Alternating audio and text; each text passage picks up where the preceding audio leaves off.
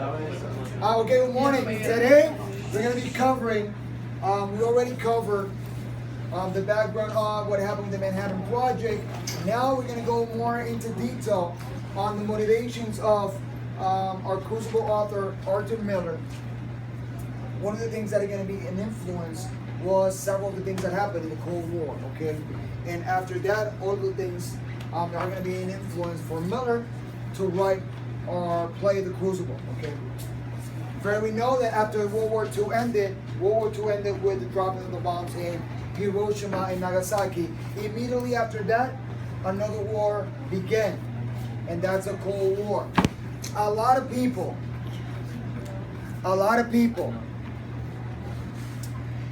say or think that the Cold War was not an actual war, it was more like an era because it was not fought. No guns, no bombs were dropped in the Cold War, okay? Cold War was a battle between two powerhouses. Number one, we have the United States, and number two, we have the Soviet Union. It was a conglomerate of countries, which the biggest country was Russia, okay? Very important for you guys to know. The time period is debatable because it is said that it's after the World War II, that is 1945. A lot of people say that it ended in 1989 with the fall of the Berlin Wall, 1990, 1991, okay? The battle was in US The battle was between the United States and the Soviet Union. There was tremendous fear in both sides because the Cold War was a threat of, not of firing bombs, but a threat of which side was gonna fire first. And that was the threat, okay? And that was the fear that it was been there, okay? The United States in this Cold War created an awareness that the essential, the only threat that humankind had to basically defeat or kill themselves was themselves. Plain simple. The only thing that will destroy humanity was going to be humanity with bombs, with guns. So the only way that humanity could be destroyed was with on humanity and wars and battles between ourselves, okay? In his Nobel Prize speech, William Faulkner is going to say the following. I'm going to quote a piece of it, okay? Our tragedy today, in a general and universal physical fear, so long sustained by now that we can ever bear it. There are no longer problems of the spirit. There is only the question, when will I be blown up? That was a question. When are we going to be blown up by any of these bombs? You know that if the United States and the Soviet Union had the opportunity to blow up the entire world because they have stockpiles of nuclear weapons, okay? The United States had a problem.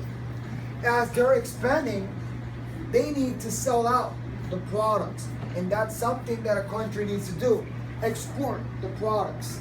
However, the problem here is that the Soviet Union was communist. When you're communist, that capitalism is not going to work. Therefore, the United States did not have a problem with the Soviet Union being communist. The problem of the United States was that the Soviet Union cannot expand more. Why? Because if you expand, that's going to cover more area, more territory. You're going to have more countries that are communist, and that's not good for the consumerist and capitalism ideals and mentality of the United States, okay? So that's the battle right there. If you expand and you have more communism, then who's going to buy the products of the United States? No one. And that's going to be an effect right there, okay? So number one, you have the United States as capitalist, and number two, you have the Soviets as communists, okay? Very important. We know that Berlin was divided in half. East Berlin, West Berlin. East, West. East side was dominated by the Soviet Union, and the west side it's like a piece of cake divided in three. You had an area of the French, you had an area of the British, and you had an area of the United States. Okay, so Berlin, we could say it was divided in two, but if we want to actually say it was more divided in four. Okay, we got our whole east side and our west side divided in three. Okay, so under the Marshall Plan, the United States started helping that west coast. If you help, that's good. You grow up the economy, they buy your products much better. Okay, now the East did not like this, and the East did not want their people to go to the West. East wants to go to the West because they know that there's prosperity because USA is there. So after all of the problems that they had, after closing the boundaries, because we had also the United States sending things to one way to another, they built up the Berlin Wall in 1961.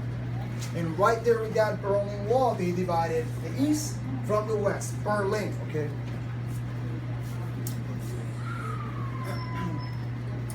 There was a theory, an important theory, that the Soviets apparently were atheists. Therefore, the United States in 1954 are going to do an amendment. The United States did several amendments to their Pledge of Allegiance. You know what is that, right? That, lo que se llama el juramento a la bandera of the United States. They did several amendments. One of the amendments during the Cold War was to include the words "under God." So when they say I pledge allegiance to the flag of the United States of America, and they continue, that "under God" was added up in 1954 as a way of battle of the United States against communism, okay? Or also a resistance of the United States towards communism.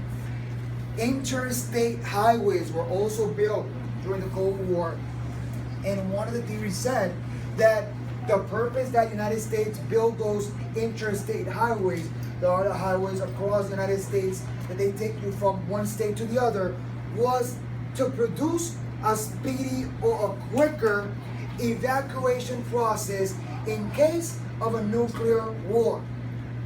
So if you have a war in the United States, that interstate is going to be a way of quick evacuation. In Puerto Rico, we have highways, okay? However, we don't have interstate highways because we are in an island surrounded by water, north, south, east, and west. Therefore, we don't connect to other states. We don't connect to other U.S. territories. Therefore, we cannot have interstate highways. We do have highways, but not interstate highways, okay? Very important. Also, during the Cold War, we had the space race. It was a race between the U.S. and the Soviet Union on who goes to space first. We know the United States went to the moon first in the Apollo 11. And they went first to the moon in 1969. First man to touch the surface of the moon, Neil Armstrong. Okay? First words that Armstrong said when he stepped, that's one small step for man, one giant leap for mankind. Very criticizing because of the man and a man, so that built controversy in the U.S. However, the Soviet Unions were the first ones to send a satellite to space, a man to space, and a dog to space. Okay? The goal of sending a man safely to the moon was first spread out or spoke out loud by President John F. Kennedy. John F. Kennedy in 1962 gave a speech called the Moon Speech, and he gave that speech in the University of Rice, that's in the United States, and he said the following I'm going to quote these lines that are very crucial in his statement. For the eyes of the world now look into space, to the moon and to the planets beyond, and we have vowed that we shall not see governed by a hostile flag of conquest, but by a banner of freedom and peace. We have vowed that we shall not see space filled with weapons of mass destruction, but with the instrument of knowledge and understanding. Close quote. That's John F. Kennedy. He said that Rice University, 1962. And he said, by the end of this decade, we're going to have a man in the moon. 1969, that came out. Okay? He had the opportunity to have that. Okay? Soviet Union had the opportunity to build nuclear bombs so quickly. The reason that they had the opportunity to build it so quickly was because of espionage. Okay? And one of the spies was Klaus, K-L-A-U-S, Fuchs, F-U-C-H-S. He worked in the Manhattan Project and he leaked information to the Soviets, okay? And it's also said that he leaked information in China also about how to construct mass destruction weapons. That's how they had the opportunity to create quickly those weapons, okay?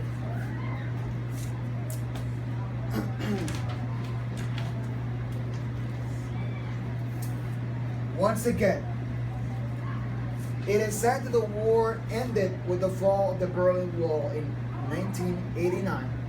But other people debate that again, 1990, 1991. So we can say it ended around 1989, 1991. Okay. The president at the time the Cold War ended was President Ronald Reagan. Okay.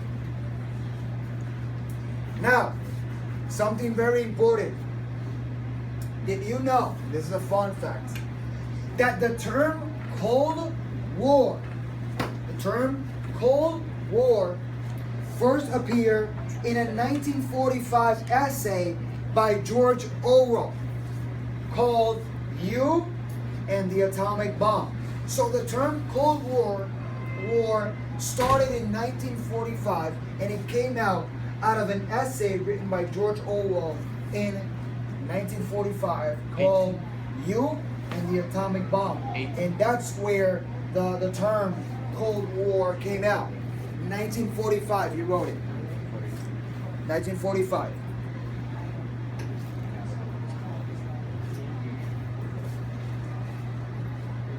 Basically, in the introduction that I'm going to give you on the next video on the Crucible, that introduction that I'm going to give on the Crucible, I'm going to go more into detail on how the Cold War, there was things that happened with the communism in the United States, and that had a huge impact and influence on Arthur Miller. Okay, so that'll be it on our summary or recap of the Cold War. Thank you.